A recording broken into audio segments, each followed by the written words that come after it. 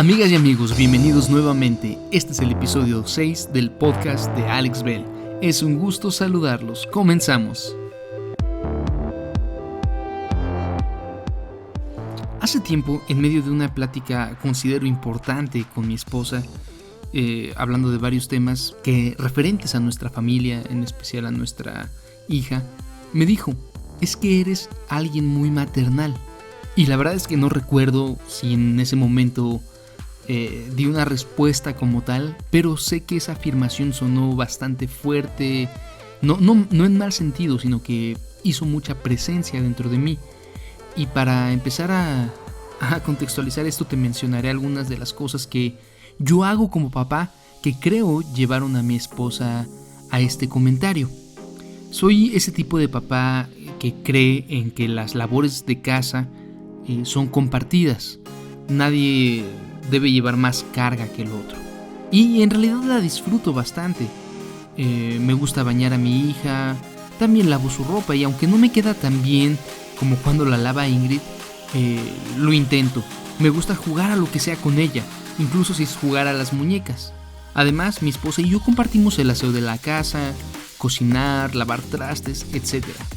A los ojos de muchos, seré un mandilón ejemplar, especialmente si le preguntáramos a la generación de nuestros abuelos y tal vez muchos de nuestros padres. En fin, la plática siguió un poco y no recuerdo si en ese momento llegué a la conclusión de algo o no, pero hoy sí, la primera es que no me considero mandilón, pero bueno, creo que casi ningún mandilón se llamaría a sí mismo o se calificaría bajo este adjetivo, pero ustedes entienden mi idea. En realidad, me considero más como un padre funcional. No solo siento que esto me describe mejor, sino que suena un poquito más nice y me hace sentir bastante mejor cuando lo digo, el título de padre funcional. Pero te platicaré parte de la historia. Gracias a Dios crecí en un núcleo familiar donde mi masculinidad o la masculinidad en general no estaba definida bajo estándares machistas. En este núcleo, tanto mi madre como mi padre estaban de acuerdo en compartir las tareas de la casa, no solo entre ellos, sino con nosotros. En esta familia, yo fui el único hijo varón. Tengo 2 hermanas, una mayor y una menor. A ellas me enseñaron a respetarlas y con ellas compartir no era algo opcional. Siempre fuimos de compartir labores, también los alimentos, tiempo, etc. También a ellas nunca se les obligó a servirme o realizar labores como lavar mi ropa, servirme la comida, etc. Nada que fuera por el simple hecho de ser hombre o que ofreciera una ventaja, una comodidad extra. En casa de mis papás, cada quien aprendió a lavar y a planchar su propia ropa, limpiar su habitación. Básicamente esto desarrolló en mí una forma de pensar que creo que marca mucho hasta el día de hoy. Desarrolló esta forma de ver el mundo donde en ningún sentido la mujer es menor al hombre, ni tiene una obligación extra de servicio. Y lamentablemente en nuestro país, como en muchas partes del mundo, no solo Latinoamérica, todavía hay una cultura muy diferente. Especialmente en comunidades pequeñas o rurales, mientras más pequeño es el pueblo, pareciera que más grande es el machismo. Y bueno, este no va a ser un podcast de machismo contra feminismo. Y de hecho, me pondré neutral o me pronunciaré neutral en este asunto. No que no me importe, pero creo que ninguna postura llevada al extremo va a ser sana. Ni el feminismo ni el machismo. Y bueno, como lo hemos hecho en este espacio, me limitaré a compartir mi experiencia personal y opinión personal, esperando que esto pueda ser algo positivo, algo que aporte a tu vida, a tu día a día. Te platicaré un poco más. Mamá y papá, desde que recuerdo, siempre han trabajado juntos. Y según las historias que he escuchado, estas historias de sobremesa, mucho antes de que nosotros, mis hermanas y yo, naciéramos, ellos ya se esforzaban por trabajar, construyeron su primer casa así en equipo, literalmente con sus manos y la poca ayuda que se podía. Tal vez no un equipo perfecto, pero seguro que un equipo al final de cuentas. Y en mis 30 y tantos años de vida, no lo mencionaré con orgullo, 35, no recuerdo haber sido testigo de uno de estos tiempos, esas famosas separaciones técnicas que se ven tan comunes entre los matrimonios. Me refiero a que los únicos momentos donde los vi separados o lejos por más de un par de días fueron circunstancias muy específicas y en realidad nunca tuvieron que ver con diferencias en el matrimonio hasta donde lo recuerdo. Y te tengo que decir esto, bueno, no tengo, lo aprovecho para que me entiendas. Las diferencias en su matrimonio, como creo en cualquier matrimonio pasa, eran recurrentes, pero esto no los llevó a separarse y hasta la fecha los vemos juntos. Aún podrían estar en desacuerdo, pero juntos. Y en esta casa materna-paterna no recuerdo como tal una figura de ama de casa. En realidad no sé cómo se le denomina al hombre cuando es el que toma este papel de cuidar a los hijos y cuidar el trabajo doméstico casi al 100%, pero bueno, tú entiendes, no había esta figura, pues ambos trabajaban, casi todo el tiempo andaban deprisa. Y pensándolo bien, yo recuerdo que mamá es una muy buena cocinera y no recuerdo cómo encontraba el tiempo para cocinarnos, pero siempre estaba ahí cocinando. Todavía tenemos los platillos favoritos. Si alguien de la familia me escucha lo sabrá, este pollo en salsa verde, aquel famoso pollo Belmares, famoso al menos entre la familia. En lo personal me gustan mucho las milanesas o este caldo de res acompañado de salsa molcajeteada. Pero bueno, por su parte mi papá fue un hombre que casi siempre se encargó de su propio desayuno y realmente no lo limita a que no haya alguien que le cocine. En su labor, en su desarrollo muy independiente, mucho tiempo aprendió todas las habilidades necesarias para valerse por sí mismo. Y no es un chef muy experimentado, es el clásico hombre mexicano fanático del huevo para desayunar en casi todas sus formas, siendo especialmente gustoso del huevo a la mexicana. Para los que nos están escuchando en otros países, saludos, por cierto. Por ahí está el reporte de los que nos escuchan en los diferentes lugares de Estados Unidos y han estado conectándose de Centroamérica. El huevo a la mexicana es una base de tomate rojo, jitomate como le conocemos en esta región del país, chile, cebolla, fritos y después unos huevos. Y bueno, papá siempre estaba dispuesto a hacerse su desayuno temprano en lugar de despertar a mamá. Y esto porque le gustan esos horarios, los horarios matutinos son muy característicos de él. Y después de desayunar con un religioso pan y café al final de sus huevos, se iba a buscar que construir, reparar, mejorar, no importa si es con madera, con cemento, con herrería. Como buen arquitecto, su corazón y su mente siempre están en construir, y de él heredé este gusto y tal vez diré habilidad instruida de construir cosas y resolver los problemas que se van presentando. Pero bueno, ¿por qué te platico esto? En realidad hay diferentes razones. Una de ellas, y la más importante, es permitirnos un acercamiento. Yo sé que en redes sociales, y esto ahora incluye estas plataformas de podcast, a veces nos presentamos mucho como se escucha como si quisiéramos ser maestros, críticos, instructores, coaches y demás. Pero no, mira, me gustaría que este espacio fuera un espacio más personal, más íntimo, más auténtico.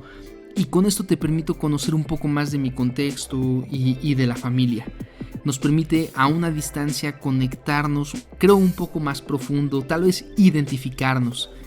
Y la otra parte, que es como la introducción al capítulo de hoy, que por lo cual menciono todo esto, es entender que aquello que es sembrado en nosotros de niños o en el núcleo familiar, yo sé que lo sabes, pero esa forma de testimonio realmente causa un impacto muy definitivo en la cosmovisión, en nuestro entendimiento, y no solo el entendimiento, sino en nuestra forma de actuar.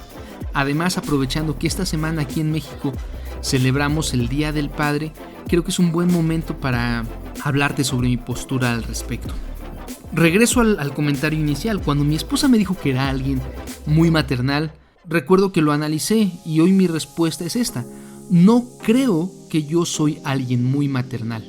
Realmente creo que solo estoy tratando de ser un buen papá.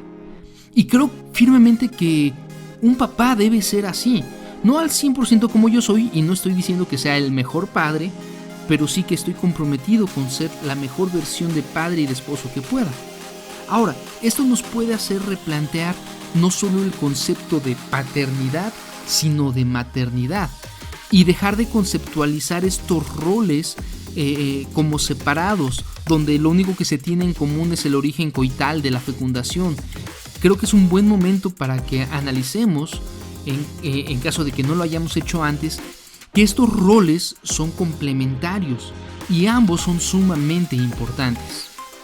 Durante el episodio anterior, si lo recuerdas, mencioné un poco de cómo fue desde mi perspectiva el parto por cesárea de nuestra hija, pero también quiero compartirte lo que pasó en las siguientes horas, algunas cosas que fueron muy importantes para mí en el proceso de presentarme o de ser un padre. Mientras mi esposa estaba en la cama esa primera noche, aquel 26 de diciembre, todavía con una mezcla de medicamentos para ayudar en la parte más dolorosa del proceso, algunas mangueras en su cuerpo, yo estaba en un modo alerta que no había experimentado de esa forma antes. Aunque la clínica donde nació nuestra hija nos ofrecía bastantes libertades, pues el doctor responsable era un gran y entrañable amigo, alguien que nos cuidó como pocas personas lo han hecho, y en realidad creo que como él es uno entre millones, y aprovecho esta coyuntura para recordarlo con mucho cariño, con mucho respeto, honrar su memoria. Hace pocos días se cumplió un año de su graduación de esta vida, el doctor Luis Acuña. Doc, te extrañamos mucho, te extrañamos con el corazón. Un excelente padre, un hombre ejemplar. Pero bueno, regreso. Estábamos en esta clínica y en el cuarto, en la habitación donde nos tocó estar, creo que le llaman el posoperatorio, o ya en el lugar para descansar. Tenía la cama de mi esposa, a un lado la cuna donde estaba mi bebé, y había otra cama a unos metros de distancia. Yo jalé el colchón de esta cama y lo puse en medio, entre la cuna y donde estaba mi hija recién nacida y mi esposa. En ese momento mi modo, como te decía, alerta estaba en su máxima expresión. En cuanto mi esposa hacía un ruido, porque aún dormida y ligeramente sedada, el cuerpo se expresa. Entonces se movía, le dolía y se quejaba, un pequeño o mediano quejido. Y yo me levantaba casi con un sobresalto de la cama y la revisaba, le intentaba hablar, preguntaba si estabas bien. Bueno, si estaba ella bien. Luego, también cuando mi hija hacía cualquier clase de ruido, yo estaba muy alerta y la iba a ver. Y cada ciertos minutos, te mentiría si te digo exactamente cuántos, pero recuerdo que no dejaba mucho espacio entre revisión y revisión, y los momentos que realmente el sueño me vencía, me asomaba y la veía. Tenía este miedo que no lo llamaré irreal ni irracional. Había leído y escuchado cómo es común que los bebés pierdan la vida en esos primeros días, y yo siempre cuidaba que su nariz estuviera destapada, le revisaba que estuviera respirando. Por el número de cobijas y ropa que tenía al ser en diciembre, era difícil ver su pecho moviéndose, entonces yo quería estar bastante atento. En uno de esos momentos en la madrugada, recuerdo que me incliné sobre la cuna y vi su mano descubierta. Creo que se había logrado quitar, o en algún momento se perdió este guantecito que le ponen a los recién nacidos para protegerlos de que se rasguñen a sí mismos. Y antes de ponerle de vuelta este guante, acerqué mi dedo a esa mano tan pequeñita, tan arrugada, tan frágil que se ve en ese momento. Y ella, al sentirla, simplemente tomó mi dedo con la fuerza propia de un recién nacido, es decir, sin mucha fuerza, pero sí con bastante determinación. Y en el momento que tomó mi dedo, fue una experiencia que la trataré de describir de esta forma. Una especie de shock, de impulso eléctrico que empezó en mi mano, recorrió el brazo y mi pecho. Fue una sensación a nivel emocional, almático, tan fuerte que impactó en lo físico, ¿no? Lo pude sentir este impacto tan bonito, no para nada feo. Y supe desde ese momento, o sea, algo había cambiado, algo en el universo para mí había cambiado, y estuve consciente de que a partir de ese día mi enfoque, mi fuerza iba a estar en protegerla. Y bueno, han pasado casi 5 años de este proceso de paternidad, con aciertos y con tropiezos propios del ser humano, una condición que no cambiaría por absolutamente nada. Estos años me he tomado algo de tiempo para leer un poco acerca de cómo ser un padre, y buscando cómo entender las necesidades y las características de mi hija. En este proceso ha sido muy interesante porque también me ha permitido encontrar o entender un poquito más a mi esposa. Cuando tú las ves lado a lado, son idénticamente bellas las dos, se parecen muchísimo. Gracias al cielo, mi hija se parece a mi esposa y no a mí. Entonces he podido también entender un poquito más a mi esposa, su historia, a través de ver a mi hija. Y creo que también he podido aprender a ser más empático, entender más a las mujeres en general. Me ha ayudado a ser más claro y entender mejor muchos de los problemas que vivimos en las sociedades machistas como la nuestra. Creemos como hombres, o más que creer, crecemos, nos desarrollamos como hombres, donde mamá pone a mis hermanas o a mis primas a servirme a mí, servirme la comida, levantar el plato, limpiar la mesa antes y después. Y creo que esto distorsiona mucho la perspectiva de roles.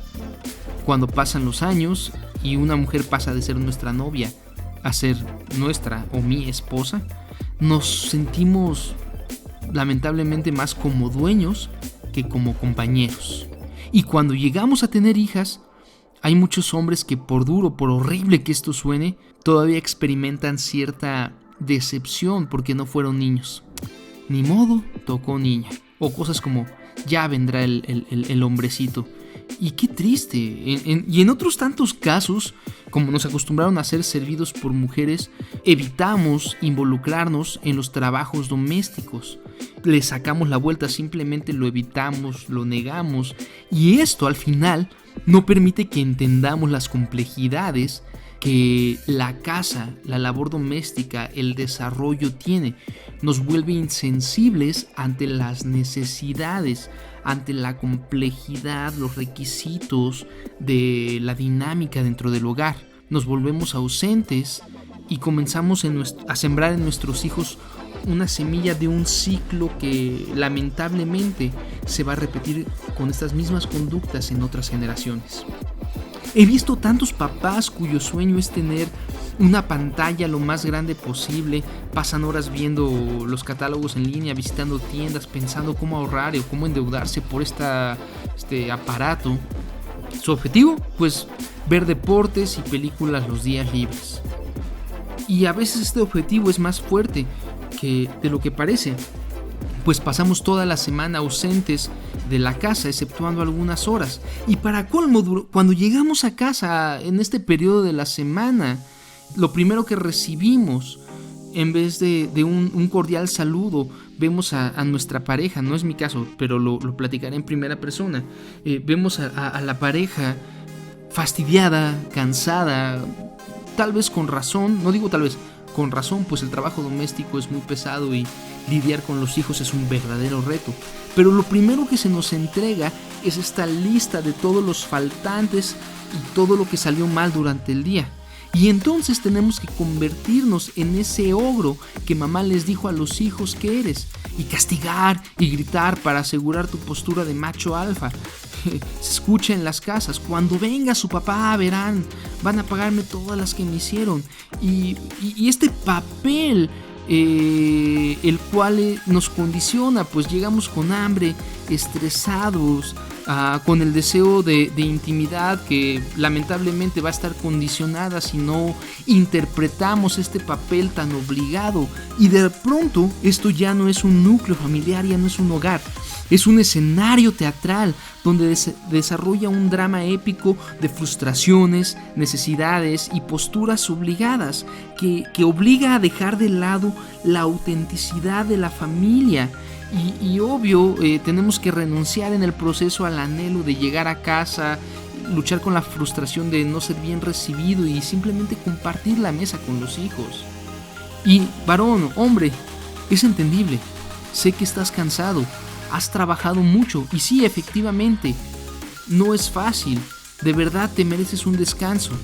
Pero aquí tenemos que entender que nuestra familia también se merece un padre. También tu esposa ha fallado y durante el día hemos fallado en cómo la vemos, cómo la tratamos. Al final de cuentas, llegamos a la conclusión de que realmente es importante caminar esta senda del matrimonio de acuerdo, en una misma dirección, con una misma fuerza, en unidad. Y bueno, pasa todo esto, llega el fin de semana y decides descansar. O al menos eso crees. Porque la razón por la que quieres descansar, viendo la televisión, películas, partidos de fútbol, la razón por la que esto nos apasiona tanto es porque aunque no lo podamos aceptar del todo, hacen viajar a nuestra mente, nos hacen fantasear durante un par de horas, nos provocan emociones variadas pero sin realidades. Lamentablemente es una proyección de lo que no somos y lo que no tenemos. ¿Te acuerdas? ¿Te acuerdas cuando querías ser futbolista profesional? Tu sueño, patear un balón mientras la multitud gritaba, meter un gol y ser el centro de atención, y tu padre te convenció de que no podías. Estudia algo de provecho. ¿Cuántas veces te has emocionado por ver el box, la lucha libre, artes marciales mixtas? La verdad es que muchas veces tenemos tantos deseos frustrados dentro de nosotros de defendernos o vengarnos a través de nuestros puños de aquellos que nos abusaron o se burlaron, nos hicieron mal. Pero nos damos cuenta de que no podemos y el box es una proyección de esto. Pero porque la pantalla te ofrece esta oportunidad de fantasear. Es la misma forma en que fantaseamos con esa mujer de cuerpo fantástico que cuando volteo a ver mi pareja no lo tiene y sé que no lo tendrá y a la que sabemos que jamás vamos a poseer y que la verdad en realidad no queremos, pero nuestra mente nos engaña haciéndonos creer por un momento, solo por un momento, que nos van a ofrecer algo. Y la verdad es que lo que esta fantasía nos ofrece de forma tan efímera es que, y si somos honestos, en realidad no quieres sexo, quieres aceptación. No es que no ames a tu esposa, es que no nos valoramos a nosotros. Y esta fantasía nos ofrece una libertad y tan pocas restricciones que suena tan atractiva. Pero bueno, ese será tema para otro día. Regresemos a este momento. Déjame preguntarte, ¿y qué cuando el partido termine? ¿Qué cuando tu equipo vuelva a perder? ¿Qué va a pasar cuando la película se acabe? Porque se acaba la película, pero tu realidad va a seguir aquí y te va a perseguir el resto de tu vida. Y cuando nos enfrentemos a los hijos con carencias por padres ausentes, no habrá ningún pasatiempo, ninguna televisión que nos ayude. Ese jugador que tanto admiras no hará nada por ti en tu vejez. No existe un solo luchador, un solo boxeador al que le intereses y que te vaya a acompañar ahí en tus días enfermo. Ningún club de fútbol va a pagar la cuenta del hospital ni asistirá a tu funeral, ni a llevarte la copa del campeonato que tanto gritaste, celebraste y añoraste. E imaginemos, pero si aún así lo hicieran, ¿qué importa? Pues ya estarás en el féretro para ese momento. ¿Quién va a estar ahí ese día? Si decidimos lo correcto, van a ser ellos, nuestra familia. Tal vez tú puedes concluir que este no es tu problema, que tú eres un padre trabajador y esforzado. No te llama la atención el deporte, la televisión. Pero déjame recordarte algo. esforzarte de más por producir dinero. Y con demás me refiero a esa producción donde tenemos que sacrificar el tiempo de mi familia, tiempo de mi esposa, el tiempo de mis hijos por dinero. ¿Y sabes qué? El dinero nunca para nadie va a ser suficiente. Vas a llegar a la conclusión de que te gastaste ese tiempo que le correspondía a tus hijos y a tu esposa. Y al final, sin pedirlo ni merecerlo, ellos también estarán pagando el precio por ese éxito que tanto sueñas. Si el domingo tu opción es darles dinero para que se vayan a la plaza a comprar cosas o a salir con sus amigos, a cambio de obtener para ti un par de horas de aparente tranquilidad en ese sillón que te causó deudas ahí, en solitario, mientras estás tratando de adormecer tu mente con una cerveza, tal vez merecida, pero fría como el contexto. Y en realidad, si lo piensas, es bastante perversa esta idea de tener que usar parte de tu esfuerzo de toda la semana en un trabajo que no te sacia, para después tener que pagarle a tu familia porque se aleje de ti, mientras tú, ahí solo, tratando de olvidarte de todo. Dime si de verdad no te confronta la idea de que nuestras familias disfruten más estando lejos de nosotros que en nuestra presencia y compañía. ¿No crees que deberíamos reflexionar el problema? Sí, el problema no son ellos. Tal vez el problema somos nosotros. ¿Recuerdas bien lo decía Franco De Vita en esta canción? No basta con llevarlos a la escuela que aprendan, porque la vida es cada vez más dura. Ser lo que tu padre no pudo ser. No basta que de afecto tú le has dado bien poco, y todo por culpa del maldito trabajo y del tiempo. Es en estos momentos donde entiendo por qué tenemos tanto miedo a Dios, un Dios que se presenta en las Escrituras como un padre. Pues tenemos tantas personas lastimadas por padres ausentes, por progenitores que no están ahí o que su presencia es peor que su ausencia. Y ver un Dios que porta este título nos causa hasta temor, nos lleva a pensar que no es digno de ser amado. Pero hoy me gustaría retarte, me gustaría animarte.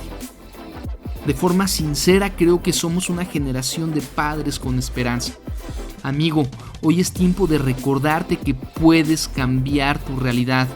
No con dinero, ni con premios, no con títulos, no con modelos, sino con amor. Y mira, no me importa lo que te haya dicho tu padre ni cómo te educó tu madre. Hay una realidad mayor. Y esta es que tú eres un constructor, un edificador de vidas, un arquitecto de sueños. Tienes en tus manos la materia prima más valiosa, que son tus hijos, tu esposa. Ser padre es una responsabilidad, sí, pero también es uno de los más grandes privilegios que este universo nos puede dar. Estoy de acuerdo, no cargamos a nuestros hijos 9 meses en el vientre, pero los podemos cargar en el corazón toda la vida. Tal vez tú no escogiste ser padre, pero ellos tampoco escogieron ser hijos. ¿Y eso qué importa? Porque sí podemos escoger ser familia. No escogimos dónde nacimos, pero sí escogemos cómo vamos a morir. Tal vez estás convencido de que tu padre se equivocó contigo, pero tú decides hoy no equivocarte con tus hijos. Y mira, te lo pregunto con el corazón en la mano. ¿Qué vamos a celebrar el Día del Padre? ¿Qué vamos a celebrar esta vez? Para terminar, quiero decírtelo con toda honestidad. En lo personal voy a celebrar que sé que en la lápida el día de mi entierro se podrá leer: aquí descansa Alejandro Becerril, padre amoroso y esposo fiel. Gracias por escucharme. Nos vemos en la próxima.